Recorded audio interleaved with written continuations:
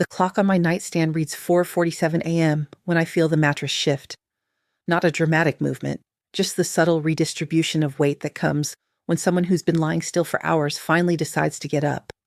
I keep my eyes closed, my breathing steady, playing sleep the way I've learned to play it these past few months.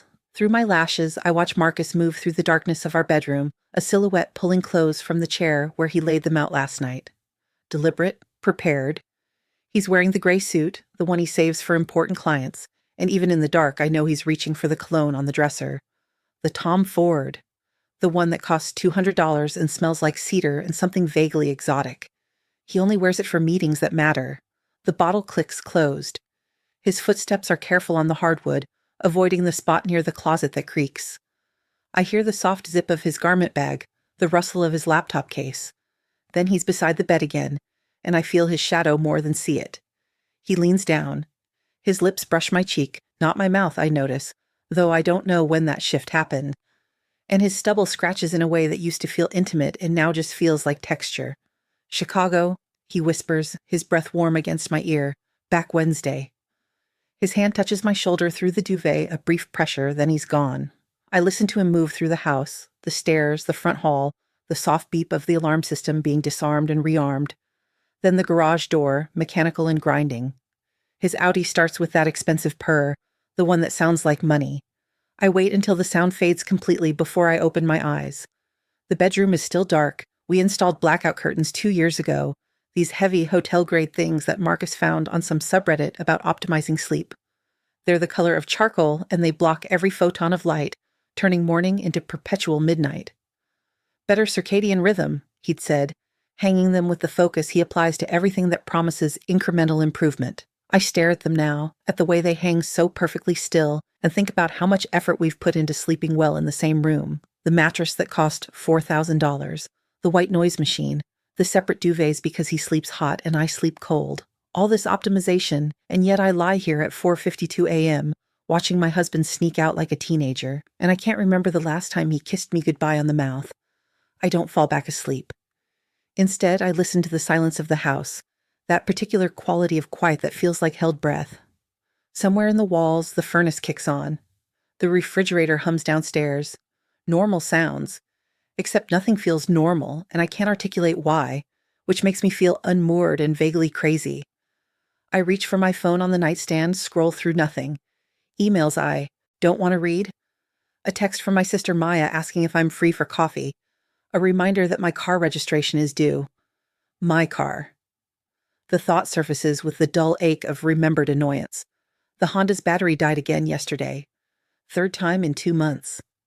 I'd meant to ask Marcus to jump it before he left, but he was up and gone before I could form the thought into words. At 6:30, I give up on rest and get out of bed.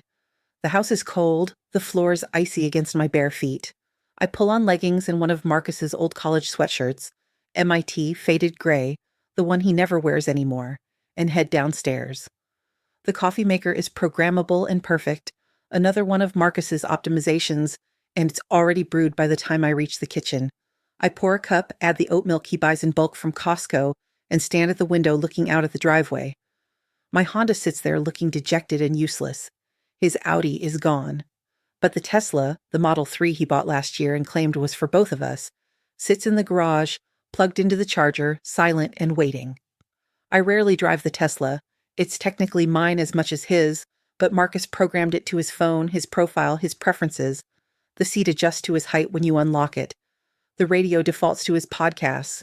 Even the navigation remembers his destinations, not mine. Still, I need a car today, and Maya's waiting for me. I finish the coffee, rinse the cup, because not rinsing it would bother me more than it should, and grab my coat from the hook by the door. The garage is dim and smells like motor oil and the faint rubbery scent of tires. I hit the light switch and the fluorescents flicker on, buzzing slightly, illuminating the Tesla's glossy black paint. The key fob is in Marcus's workbench drawer. I know because I've seen him toss it there 100 times, casual and careless in the way you are with objects that don't really matter. I pull the drawer open. It's full of the usual detritus, warranty cards, old phone chargers with frayed cords, a tape measure, loose screws in a plastic container, and there, beneath a manual for a power drill, is a small manila envelope. The kind that's padded inside, meant for documents. It's unsealed but tucked closed, and there's nothing written on the outside. I stare at it for longer than makes sense. It's probably insurance paperwork, or the title to something, but my hand hovers over it, and some instinct I don't understand yet makes me leave it there untouched. I grab the key fob instead, close the drawer, and walk to the Tesla. The car unlocks with a soft beep. I slide into the driver's seat, and immediately the whole thing adjusts, whirring and mechanical, to Marcus's settings. The seat moves forward and up. The mirrors shift. The screen lights up with his name at the top. Marcus's profile. I fumble with the touchscreen, find the profile menu, switch it to guest. The seat readjusts to something closer to neutral. Better. I back out of the garage into the gray November morning, and the car is so quiet it feels like floating. No engine rumble, just the faint hum of electric motors and the sound of tires on asphalt. I pull onto the street, headed toward Maya's place across town, and the navigation screen automatically populates with recent destinations. Home, office, gym, the usual circuit of Marcus's life. But then another address, fourth on the list, 2847 Maple Street. I don't recognize it. The timestamp says he was there 2 nights ago, 7:43 p.m., and before that, 3 nights before, and before that, I scroll through the history, a little knot forming in my chest, 11 times in the past 3 weeks. All evening visits, all between 7 and 9 p.m., I pull over into a coffee shop parking lot and stare at the screen. Maple Street is in our neighborhood, less than 3 miles from our house.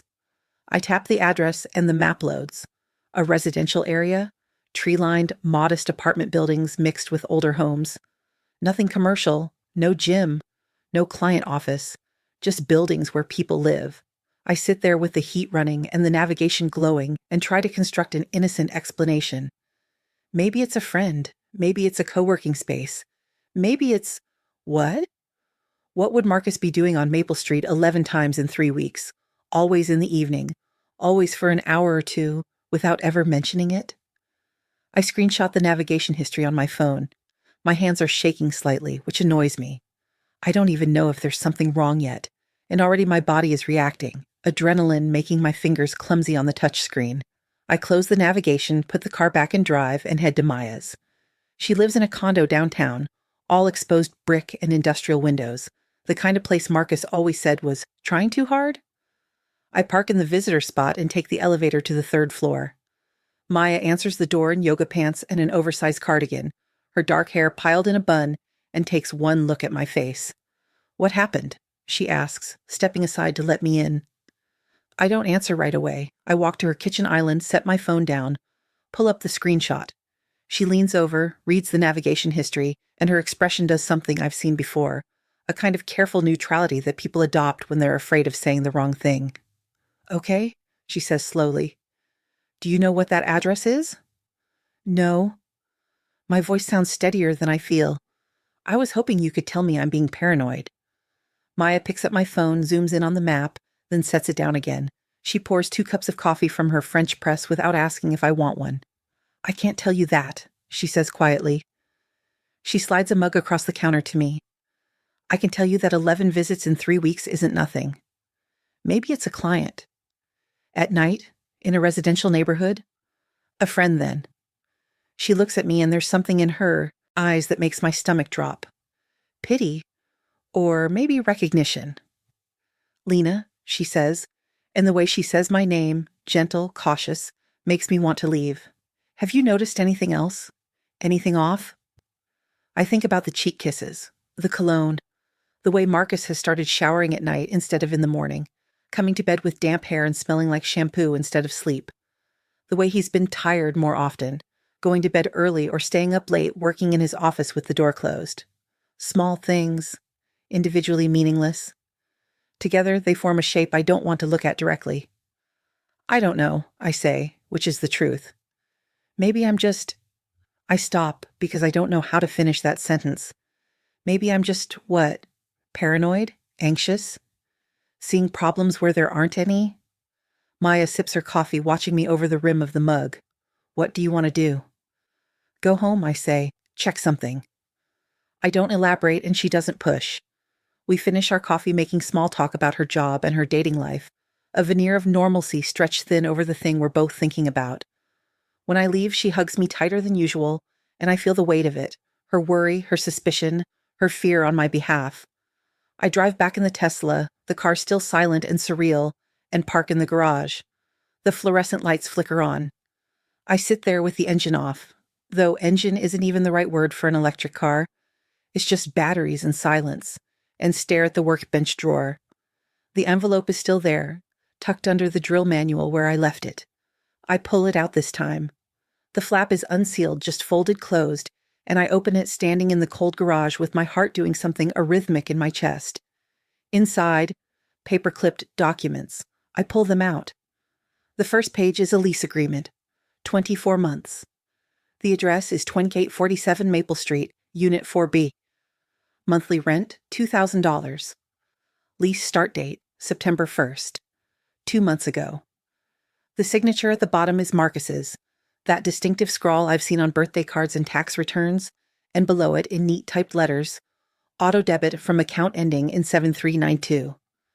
I stand there holding the papers, reading the same lines over and over as if repetition will change the meaning. We have a joint checking account, the one where his salary deposits, and our mortgage auto pays. It ends in 4521. I don't know what account ends in 7392. I don't even know he had another account. The garage is cold and the concrete floor is seeping chill through my sneakers, but I can't seem to move. A studio apartment, 6 blocks from our house. Rented for 2 months, auto debited from a secret account.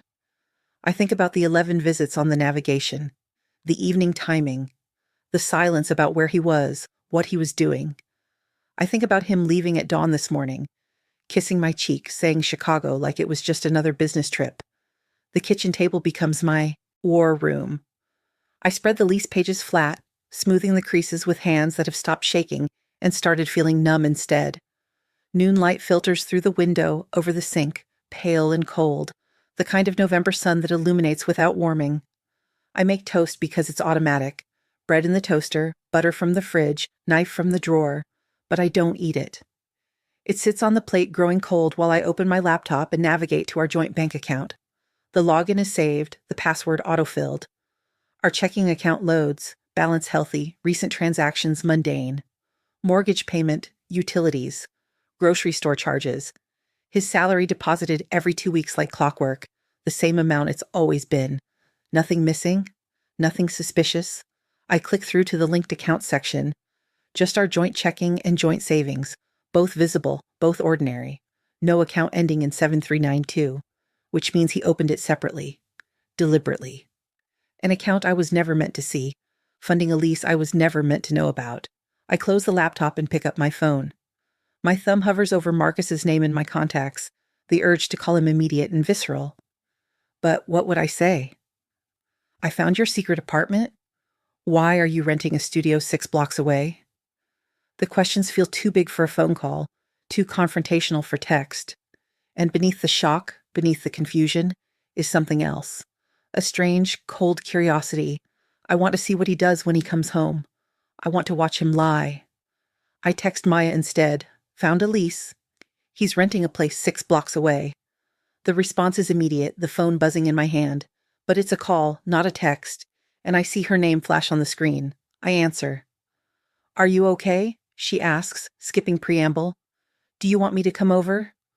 Her voice is tight with concern, and I can picture her already grabbing her keys ready to drive across town to sit with me in this wreckage. But I don't want company. I don't want comfort. I want silence and space to think, to catalog this new reality I'm standing in. No, I say. I need to think. Lena, I'm fine. I'll call you later. I hang up before she can argue, before her worry can pull me out of this strange, cold clarity I've found. The toast is still sitting on the plate, untouched. I scrape it into the trash and put the plate in the dishwasher because not doing it will bother me, and I need something to feel normal. The coffee tastes like aluminum when I sip it, sharp and metallic, so I pour it down the sink and rinse the mug. My phone buzzes again, Maya, no doubt, checking in, but I silence it and slip it into my pocket. The Tesla is still in the garage, still unlocked. I grab the key fob from the counter where I left it and walk back out into the cold concrete space. The car opens for me, familiar now, and I slide into the driver's seat. The address is still in the navigation history, 2847 Maple Street. I tap it and the Loads, blue line, tracing the route from here to there. Less than 10 minutes. I put the car in reverse and back out of the driveway, my hands steady on the wheel, my mind oddly blank. The streets are familiar, the route winding through our neighborhood, past the park where we used to walk on weekends, past the coffee shop Marcus likes for their cold brew, past the elementary school with its playground empty and still. Maple Street is tree-lined and quiet, the kind of block where people park their Subarus in driveways and grow tomatoes in summer. The building at 2847 is newer construction trying to look old. Red brick, black shutters, a keypad entry system by the front door. There's a small lobby visible through the glass doors, tastefully decorated with a bench and potted succulents. I park across the street, 3 cars down, and sit with the engine off. Unit 4B would be on the 4th floor. I scan the windows, but there's no way to know which one is his. The lease said furnished. I wonder what furniture he picked. I wonder if he imagined living there, or if it's just a placeholder, a space to exist in when our house became too small or too suffocating or too whatever it is that made him need somewhere else. A woman exits the building as I'm sitting there. She's young, late 20s maybe, blonde hair in a high ponytail, yoga mat rolled under one arm, reusable grocery bag in the other hand. She walks with the easy confidence of someone who belongs, and for a second my mind lurches toward the obvious conclusion. Is that her? Is that why? But then she gets into a Honda CR-V and drives away, and I'm left sitting in the Tesla, feeling foolish and paranoid and angry at myself for immediately assuming infidelity.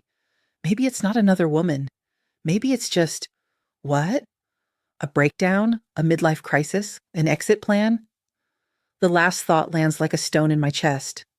An exit plan. I think about the lease, 24 months and the secret account funding it, and the way Marcus has been so present at home while apparently building an entirely separate life 6 blocks away. The cognitive dissonance makes my head ache. He still does the dishes, still asks about my day, still kisses me on the cheek every morning, even at 4:47 a.m. when he thinks I'm sleeping. What kind of person does that? What kind of person maintains the performance of marriage while quietly, methodically, constructing the architecture of divorce? I start the car and drive home. The route is automatic, my hands turning the wheel without conscious thought.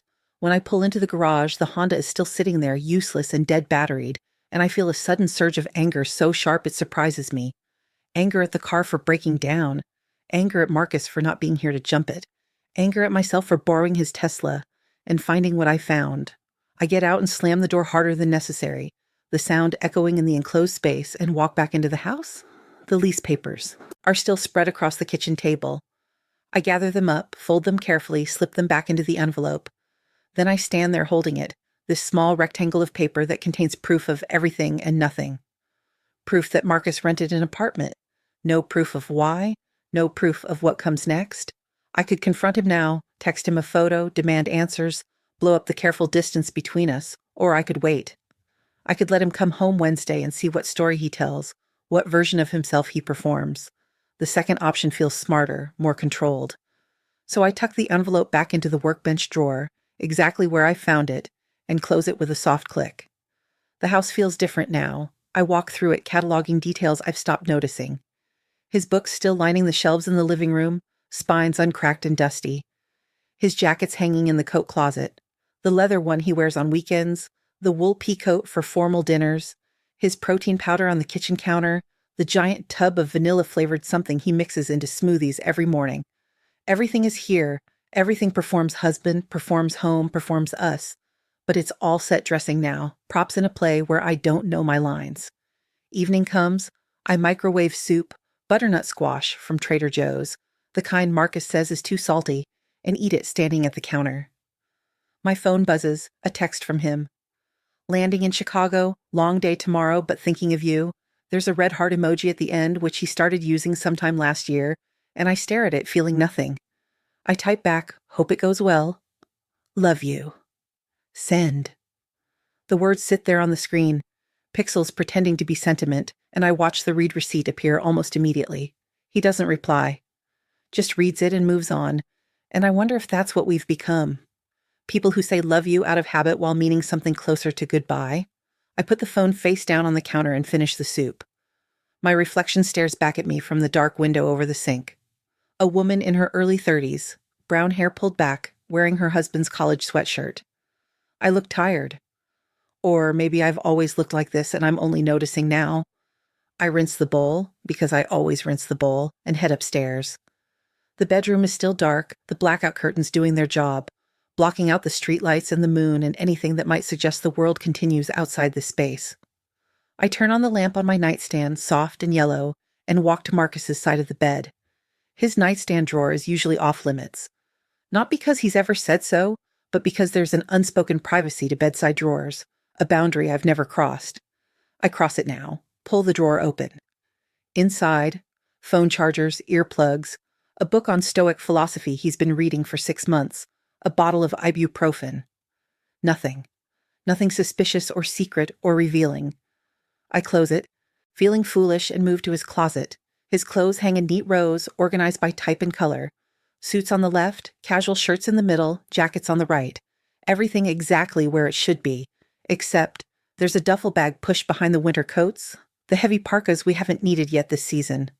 I pull it out. It's canvas, navy blue, the kind you'd take to the gym or on a weekend trip. I unzip it. Inside, 3 days' worth of clothes, jeans, t-shirts, underwear, socks, a toiletry bag with travel-size shampoo and toothpaste, the Tom Ford cologne. A book I've never seen him read, The Untethered Soul by someone I don't recognize, the cover bent and creased like it's been carried around. And at the bottom, wrapped in a soft cloth, a framed photo of us from our honeymoon in Portugal. We're on a beach, golden hour, his arm around my shoulders, both of us smiling with that specific joy that comes from believing you've figured something out. The photo is face down in the bag. I sit on the floor of the closet holding the frame, the glass cool against my palms. The photo is face down, not broken, not missing, just deliberately turned away, placed in a bag with 3 days of clothes and a book about letting go. I stare at our honeymoon faces, Marcus's arm around me, my head tilted toward his shoulder, the Atlantic Ocean glowing behind us, and something inside me that's been bending finally cracks. Not into grief, not yet. Just into a cold, clear understanding that he's been rehearsing this.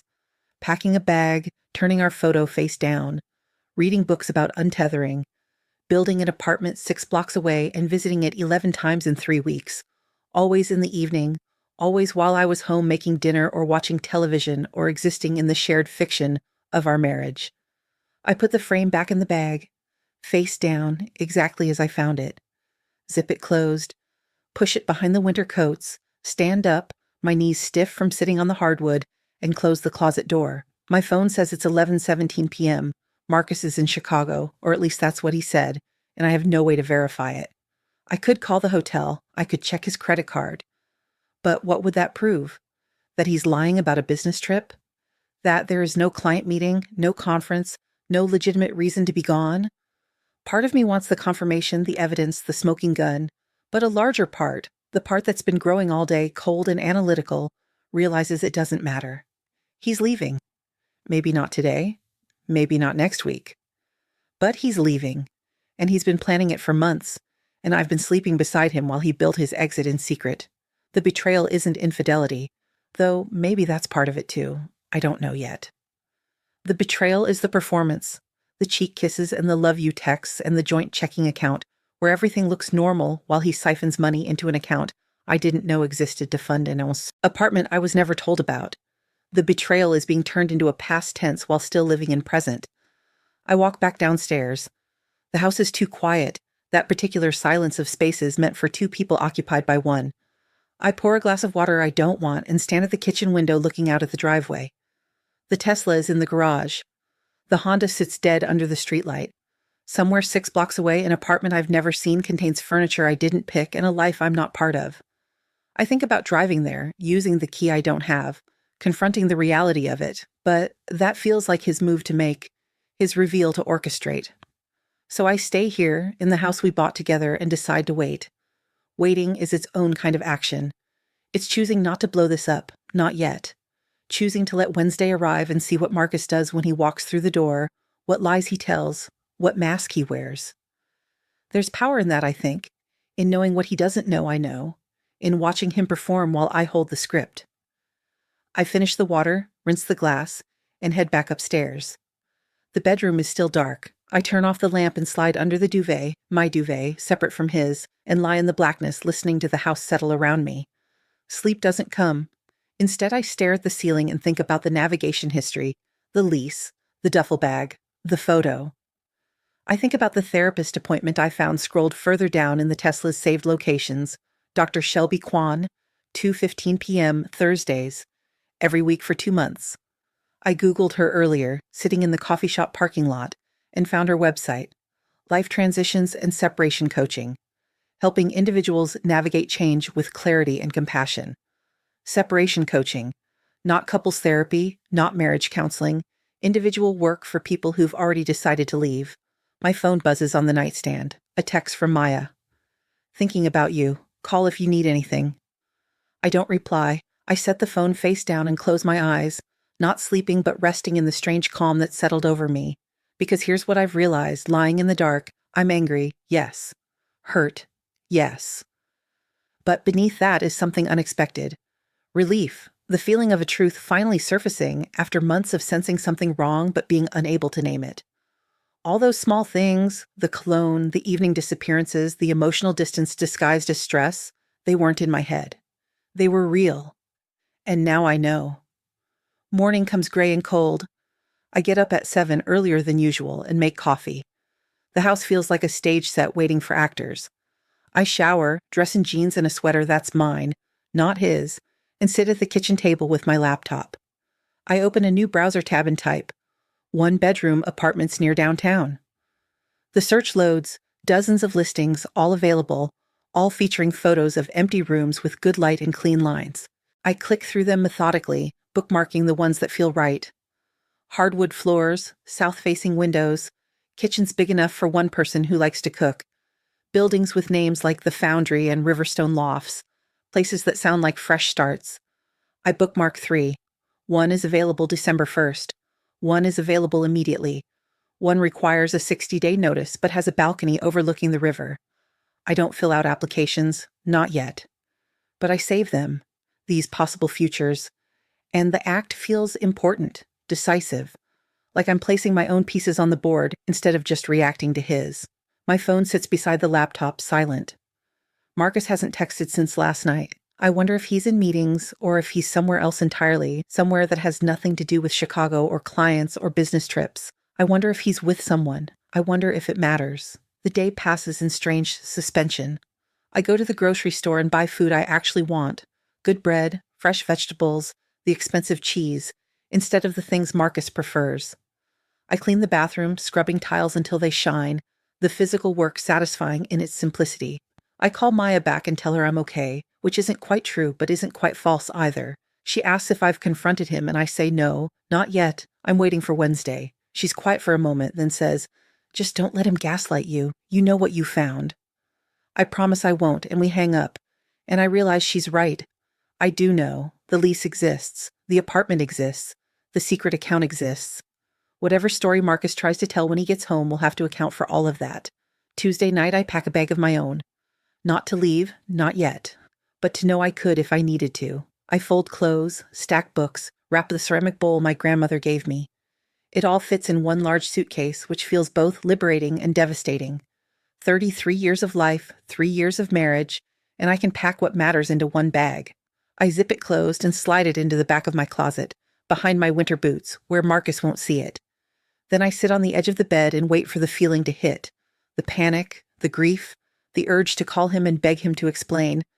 But it doesn't come. I just feel tired and clear-headed and strangely, impossibly calm. Wednesday morning arrives. His text comes at 8. Landing at noon, see you soon. I reply with a thumbs-up emoji, a tiny petty choice that feels like armor, and finish my coffee. The house is clean. I've made it presentable, not for him but for myself, so that when this conversation happens, it's on a stage I've set. I shower and dress in clothes that feel like me, a soft sweater, good jeans, the silver earrings I bought myself last birthday. I'm brushing my hair when I hear the garage door open, the mechanical grind that means he's home. I walk downstairs slowly, measured. He's in the entryway, wheeling his suitcase, wearing the gray suit and looking exactly like a man who's been on a business trip. He sees me and smiles, that familiar smile that used to make my chest warm, and now just looks like a performance. Hey, he says, crossing the space between us. He leans in and kisses my cheek, again, not my mouth, and I feel the stubble, smell the cologne that's faded after 2 days, and think about the photo face down in the duffel bag. How was your week? He asks, setting his laptop case on the hall table. Fine, I say. Quiet. The word hangs between us, and I watch his face for any flicker of recognition, any sign that he knows I know, but there's nothing. Just pleasant interest, the mask he's perfected. How was Chicago? Good. Long. The client's demanding, but I think we landed it. He's already moving toward the kitchen, loosening his tie, falling into the rhythm of homecoming. I follow him, my heartbeat steady, my hands loose at my sides. He opens the fridge, pulls out a beer, twists the cap off. I'm exhausted. Might crash early tonight. He drinks, and I watch the line of his throat and think about how many times I've seen this exact moment. Him coming home, shedding the day, settling into the comfort of our shared space, and how it's all been a lie. Not a dramatic, explosive lie, just a quiet, sustained one, the kind that erodes from the inside. I borrowed the Tesla while you were gone, I say, keeping my voice even. The Honda's battery died again. He nods, unconcerned. No problem, that's what it's there for. He drinks more beer, scrolls through his phone with his free hand, already half checked out. And I realize this is the moment. I could let it pass. Let him shower and unpack and settle in. Let the lie continue for another day, another week, another month. Or I could stop it now. I take a breath, feeling the weight of the decision, and choose. The navigation showed an address on Maple Street, I say. I didn't recognize it. His hand tightens on the beer bottle. Just a fraction, just enough. His eyes flick up to mine, then away. Oh, he says, and there's a pause. Barely perceptible, but I hear it, before he continues. That's the new gym I've been trying, closer than the old one. His voice is steady, practiced. And I know, standing there in our kitchen with the afternoon light slanting through the window, that he's been preparing for this question, maybe for weeks, that he has an answer ready, that he's thought through every possible way I might discover the truth, and he's built a wall of plausible deniability around each one. A gym? I repeat. Not a question. Just the words laid out between us. Yeah, they have better equipment. I've been going after work. He drinks the last of his beer, sets the bottle on the counter, and moves toward the stairs. I need to shower. Airplane smell. He's already halfway up before I can respond, and I stand alone in the kitchen listening to his footsteps overhead, the sound of the bathroom. Door closing, the water starting.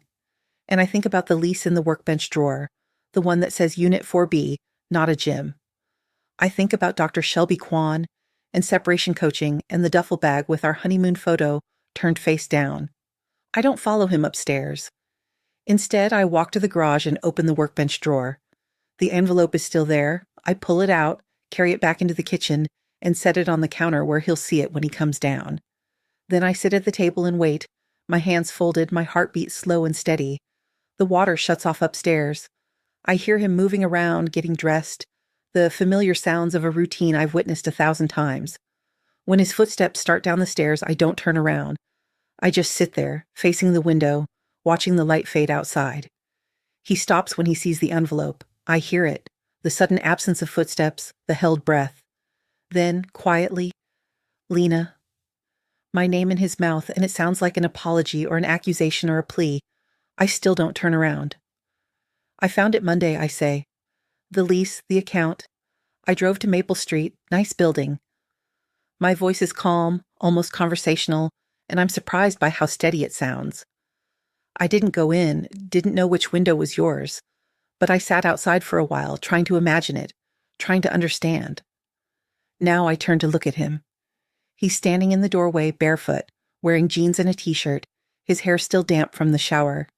He looks smaller somehow, or maybe I'm just seeing him clearly for the first time.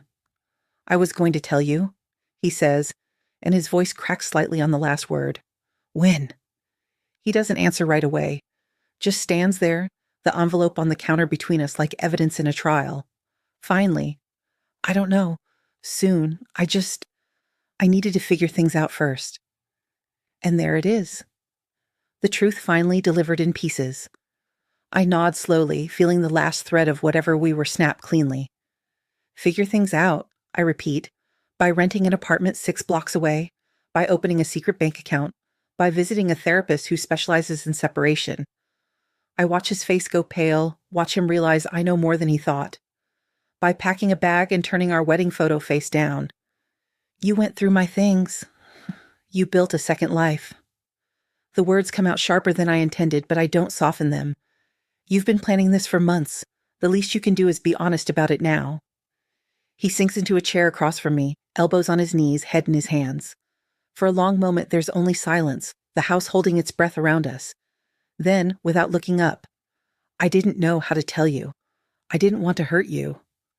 So you thought lying would hurt less? I laugh, but it comes out wrong, more like a cough. Marcus, you kissed me goodbye every morning while renting an apartment. You said love you while planning to leave. That's not protection, that's cowardice. He lifts his head, and his eyes are red-rimmed but dry. I know. 2 words, that's all. No defense, no excuse. Just acknowledgement, and somehow that's worse than if he'd fought me, because it means he knows what he did, and he did it anyway, and now we're here, sitting in the kitchen of a house we bought together, talking about the end like it's already happened. The clock on the stove says 6:47 p.m. Outside, the streetlights flicker on, throwing orange light across the driveway. I stand up, my chair scraping against the floor, and walk to the window. The Honda is still sitting there, dead and useless, and I think about how I borrowed his car and found the truth, and how strange it is that something so small, a dead battery, can crack open something so large. I looked at apartments, I say, not turning around. 3 of them. One's available December 1st. I didn't fill out an application yet, but I will. I hear him shift behind me. Lena, you can have the house, I continue, my voice steady. Or we can sell it. I don't care about logistics. I just care that you're honest from now on. No more performances, no more pretending. I turn to face him. If you want out, then get out. But don't drag this into some slow, dishonest death where we both pretend everything's fine while you build an exit strategy. He nods, once, sharp. Okay. Okay? Okay. He stands and we look at each other across the kitchen. 2 people who used to be something and now are just damage. I'll move into the studio, tonight if you want. I think about it. About him leaving now, taking his things, walking out into the November cold. About being alone in this house with its blackout curtains and expensive mattress and all the optimizations we made to sleep better in the same space. Not tonight, I say finally, but soon, this week. He agrees without argument, and that's how I know it's really over. No fight, no plea for counseling or time or another chance. Just acceptance, clean and final. We stand there in the fading light, and I feel something that's not quite grief and not quite relief, but somewhere in between. An ending arriving exactly when it should have, if we'd been brave enough to speak it earlier. Thursday morning I wake up alone in the bed, which isn't unusual, except that now the aloneness feels permanent. Marcus slept in the guest room, his choice, suggested quietly before we went upstairs last night, and I lay in the dark listening to the house settle around me, thinking about how quickly the architecture of a marriage can collapse. Not with drama, not with thrown dishes or slammed doors, just with honesty finally, landing in the space where lies used to live. I hear him moving around downstairs, the coffee maker grinding beans, his footsteps in the kitchen. I lie there for another 10 minutes, staring at the blackout curtains, before I get up and pull on leggings and a sweatshirt. When I come downstairs, he's standing at the counter with a mug, scrolling through his phone, and he looks up when I enter. Morning, he says, and the word is careful, like he's testing the temperature of the room. Morning. I pour my own coffee, add oat milk, and we stand on opposite sides of the island, an invisible line neither of us crosses. The silence isn't hostile, just unfamiliar. We don't know how to be with each other now that the performance is over. When are you thinking, I ask, about moving? He sets his mug down. This weekend, maybe. I can pack today after work. Most of my stuff is already there. The admission hangs between us. Most of my stuff is already there, which means he's been moving out in pieces, slowly, while I thought he was just going to the gym or working late. I'll take the furniture from the guest room, he continues, and my books. You can keep everything else. I don't want everything else. The words come out harder than I meant, and he flinches slightly. I soften my voice. We'll split it fairly. Make a list. I'm not trying to punish you, Marcus. I'm just trying to understand. He nods, looking down at his coffee. For a long moment he doesn't speak, and I think he's going to leave it there, an acknowledgement without explanation. But then he says quietly, I felt like I was disappearing. Like every day I woke up and put on this version of myself that you needed me to be, and I didn't know who I actually was anymore. He looks up and his eyes are tired. That's not your fault. You didn't do anything wrong, but I couldn't keep pretending I was okay when I wasn't. I lean against the counter, holding my mug with both hands. Then why didn't you just tell me? My voice cracks slightly on the question, the hurt finally surfacing. Why the secret apartment and the lies? Why not just say, I'm struggling, I need space, I need help? Because I didn't want to fail. He laughs, but it's hollow. God, that sounds stupid now, but I thought if I could just figure it out on my own, go to therapy, get some distance, understand what I actually wanted, then maybe I could come back and be better. Be present. Be the husband you deserved. I didn't need a perfect husband, Marcus. I needed an honest one.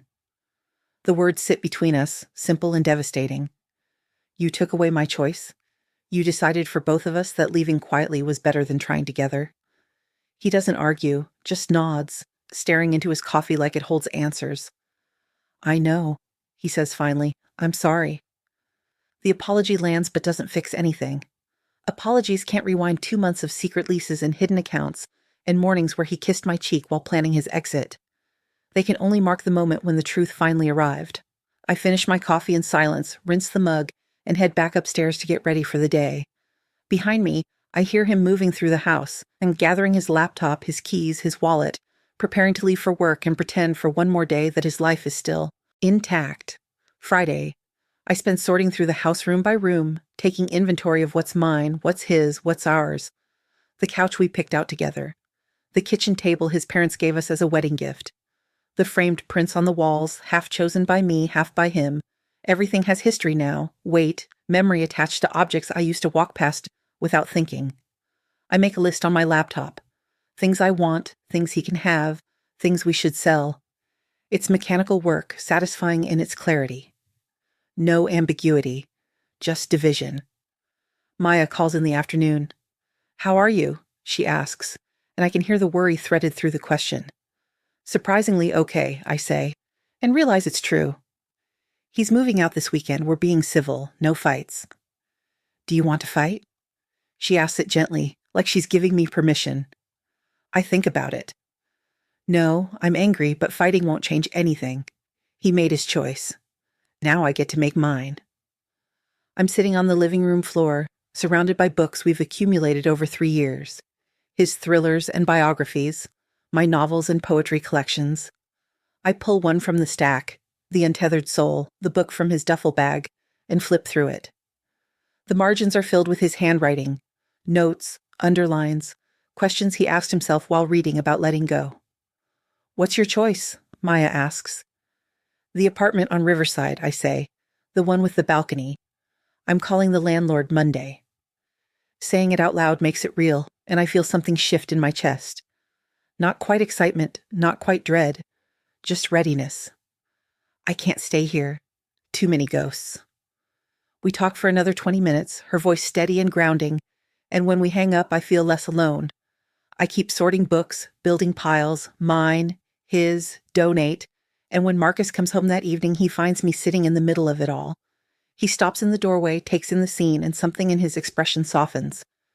You're already packing? He says, just organizing. I hold up The Untethered Soul. This is yours, I assume? He nods.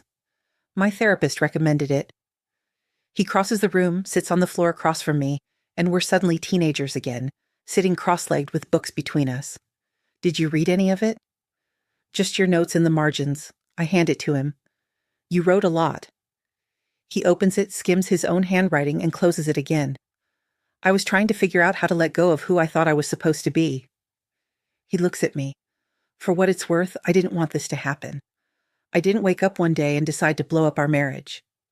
I know. And I do. I can see it now. The slow erosion, the way he tried to fix himself in secret because asking for help felt like failure. But you did blow it up, Marcus. just slowly, with 1,000 small lies instead of one big truth. He doesn't argue. We sit there in the wreckage of our shared life, surrounded by books and silence, and I think about all the conversations we didn't have, all the times one of us felt something shift but said nothing, all the moments we could have chosen honesty and chose comfort instead. "I'm sorry," he says again, and this time I hear the weight of it. Not just apology for the apartment or the lies, but for all of it. For the marriage we tried to save by ignoring that it was dying. "Me too," I say, because I am. Sorry for not asking harder questions. Sorry for accepting the cheek kisses in the distance and the feeling that something was wrong without demanding answers. Sorry for both of us, for the people we were when we got married and the people we've become who can't seem to live in the same space anymore. Saturday, he packs. I help him carry boxes down from the guest room, clothes, books, the lamp from his nightstand. We work in silence mostly, the choreography of shared labor familiar even as everything else falls apart. He rented a U-Haul, small and practical, parked in the driveway next to my dead Honda. "I'll jump the battery before I go," he offers, and I nod, grateful for the small kindness. By early afternoon, the truck is loaded. He stands in the entryway with his keys in hand, looking around the house like he's memorizing it. "I'll come back for the rest next week," he says, "once I figure out what else I need." "Okay." I'm leaning against the door frame, arms crossed, trying to hold myself together. This is the moment, the actual leaving. And it feels both enormous and anticlimactic. No music swelling, no dramatic speeches. Just a man picking up his life in boxes and driving 6 blocks away. He looks at me and for a second I think he's going to say something profound. But he just says, "Take care of yourself, Lena." "You too." He leaves. I watch through the window as he climbs into the U-Haul, starts the engine, backs out of the driveway. The Honda sits there, still dead, and I think about how he forgot to jump it. Or maybe he didn't forget. Maybe some gestures are too small to matter now. I watch until the truck disappears around the corner, and then I close the door and stand in the sudden silence of the house. It feels enormous. All this space, all this quiet, just for me. I walk through the rooms slowly, noticing the gaps where his things used to be. The empty shelf in the living room. The missing chair at the kitchen table. The closet with his side bare. It's not empty yet. His furniture is still here. His marks still visible. But it's emptying. Becoming mine instead of ours. I sit on the couch and let myself feel it. The grief, the relief, the strange mix of both. And then I cry. Finally, the tears coming quiet and steady. Not sobs, just release. Sunday I wake up to sunlight. Actual sunlight, not the dim suggestion of it filtered through blackout curtains. I got up at 2 a.m., wide awake and restless, and tore the curtains down. It took 20 minutes of wrestling with brackets and hardware, but I got them off and stuffed them in the garage. Now the morning light pours through the bare windows, golden and unfiltered, and the bedroom looks completely different. Smaller, maybe, but brighter. I lie in bed watching dust motes drift in the sun and think about how much of the house was built around Marcus's preferences, the curtains, the thermostat set to 68, the furniture arranged to optimize traffic flow, all these tiny accommodations I made without noticing until now. I spend the day reclaiming space. I move the couch, rearrange the books on the shelves so mine are at eye level, put out the ceramic bowl my grandmother gave me, the one Marcus said was too rustic for our aesthetic, and fill it with apples. Small changes, but each one feels significant, like I'm writing over the old story with a new one word by word. Maya texts around noon. "How are you doing?" I send her a photo of the living room, rearranged, with the caption, "Better." She replies immediately, "Proud of you." 2 words, but they land warm in my chest. Monday morning, I call the landlord for the Riverside apartment. A woman answers, pleasant and efficient, and I tell her I'm interested in the 1-bedroom with the balcony. "It's available December 1st, she says. "Want to schedule a viewing?" I do. We set it for Tuesday at 10 a.m., and when I hang up, I feel the first real stirring of excitement. Not for the end of my marriage, but for what comes after. For the possibility of building something that's entirely mine. The week unfolds in a strange new rhythm. Marcus texts logistics, when he'll pick up more boxes, which bills need addressing, and I respond efficiently, without warmth, but without hostility either. We're just 2 people coordinating the dismantling of a shared life. On Wednesday, I meet with a lawyer, a kind woman in her 50s, who explains the divorce proceedings in language I can understand. Since there are no kids and you're both cooperating, it should be straightforward, she says.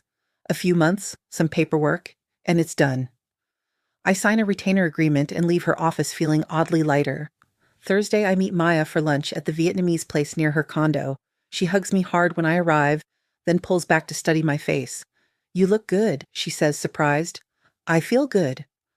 I slide into the booth across from her. Is that weird? Should I be more devastated? You're allowed to feel however you feel. She passes me a menu. You were devastated. Now you're moving forward. That's healthy.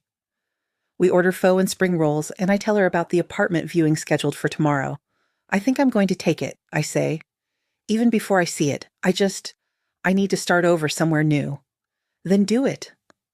Maya reaches across the table and squeezes my hand. You deserve a space that's yours, a life that's yours. The words settle in me like permission I didn't know I needed. That evening, I sit on my rearranged couch with my laptop and fill out the rental application for the Riverside apartment. Name, employment history, references. I list Maya as an emergency contact, and when I type her name, I feel grateful in a way that makes my throat tight. For her steadiness. For her showing up again and again, without judgment. I submit the application and close the laptop, and the house feels less like a trap and more like a way station. A place I'm passing through on the way to somewhere better. Friday morning, I drive to the Riverside apartment for the viewing. It's in a converted warehouse, all exposed brick and high ceilings, and when the landlord, a woman named Carol with silver hair and paint-stained jeans, unlocks the door, I know immediately it's right. The living room is flooded with light from floor-to-ceiling windows. The kitchen is small but functional, with butcher block counters and open shelving. The bedroom has the balcony I saw in photos, overlooking the river, wide enough for a chair and a small table. I stand there imagining coffee in the mornings, watching the water, and feel something like hope. I'll take it, I tell Carol. She smiles. I had a feeling. Your application already cleared, so we can sign the lease today if you want. We do. I sign my name, just mine, not his, and Carol hands me 2 keys on a simple ring. Welcome home, she says, and the phrase hits differently than it ever has before. Home. Not a house I shared with someone else's ghost, just home. Mine. I drive back to the house, the old house, I correct myself, and find Marcus's truck in the driveway. He's inside, packing more boxes in the guest room, and he looks up when I come in. Hey, he says, I'm almost done. Take your time. I set my purse on the counter, the new keys inside it, and feel the weight of the decision I just made. I signed a lease today. I'm moving out December 1st. He stops packing. You found a place? Riverside, the warehouse conversion. I lean against the doorframe. It's good. Lots of light. He nods slowly. I'm glad. You deserve that. There's no sarcasm in his voice, just sincerity, and it catches me off guard. For what it's worth, I want you to be happy, Lena. I know I handled this terribly, but I do want that. I know. And I do. He's not a villain, just a person who got lost and took the coward's way out. I want that for you, too. We stand there in the unfinished guest room, surrounded by his half-packed life, and something shifts. Not forgiveness exactly, but acknowledgement. That we tried, that we failed, that we're both walking away with scars and lessons, and the hope that next time, with other people, in other lives, we'll do better. He goes back to packing, and I go upstairs, and the house feels less heavy, less haunted. Just a space we're both leaving behind. The next 2 weeks pass in a blur of boxes and logistics. I pack my own things, sorting through 3 years of accumulated life. Some of it I keep, the books, the kitchen things, the ceramic bowl. Some I donate, some I throw away. Marcus comes and goes, emptying his office, taking furniture, slowly erasing his presence. We're polite, almost friendly. The anger has faded into something more like exhaustion, and beneath that, relief. We're both ready for this to be over. Thanksgiving week, I sign the final paperwork with the lawyer. The divorce won't be final for months. Legal processes are slow, but the separation agreement is done. We split the equity in the house, divide the savings, agree to terms without fighting. It's painfully civil, almost boring. But that's good, the lawyer assures me. Boring divorces are the best kind. I think about the drama I expected, the fights, the accusations, and how none of it materialized. Just two people who fell out of love, or maybe never really were in love, who are choosing to walk away before they destroy each other. The weekend before December 1st, Maya helps me move. We load her SUV in my newly jumped Honda. Marcus came by to help with that, one last gesture, and make 3 trips between houses, my house and the old house. The distinction feels important. By late afternoon, everything I own is in the Riverside apartment, stacked in boxes waiting to be unpacked. Maya orders pizza and we eat it sitting on the floor, backs against the wall, looking out at the empty living room. "How do you feel?" she asks. I think about it. Tired, relieved, scared. I take a bite of pizza. Also kind of excited? Good. She bumps her shoulder against mine. You get to build exactly the life you want now. No compromises. That night, after Maya leaves, I unpack the essentials. Sheets for the bed, towels. Coffee maker, the ceramic bowl, which I set on the kitchen counter and fill with the apples I bought this morning. I stand back and look at it. This small, familiar object in a new space, and something in me settles. This is mine. Not ours. Mine. I walk to the balcony, open the door, and step out into the cold December night. The river is dark below, reflecting city lights. The air smells like winter and possibility. My phone buzzes. A text from Marcus. Hope the move went well. I stare at it for a long moment, then type back. It did. Thank you. I almost add more, an explanation, a reflection, something to mark the end, but decide against it. Some things don't need words. I hit send and slip the phone back in my pocket. The next morning I wake up in my new bedroom, sunlight pouring through the bare windows I didn't cover. I make coffee in my small kitchen, pour it into a mug I bought just for myself, and carry it to the balcony. The river is gray-blue in the morning light, calm and steady. I sit in the chair I assembled last night and wrap my hands around the warm mug. Somewhere across town, Marcus is waking up in his studio.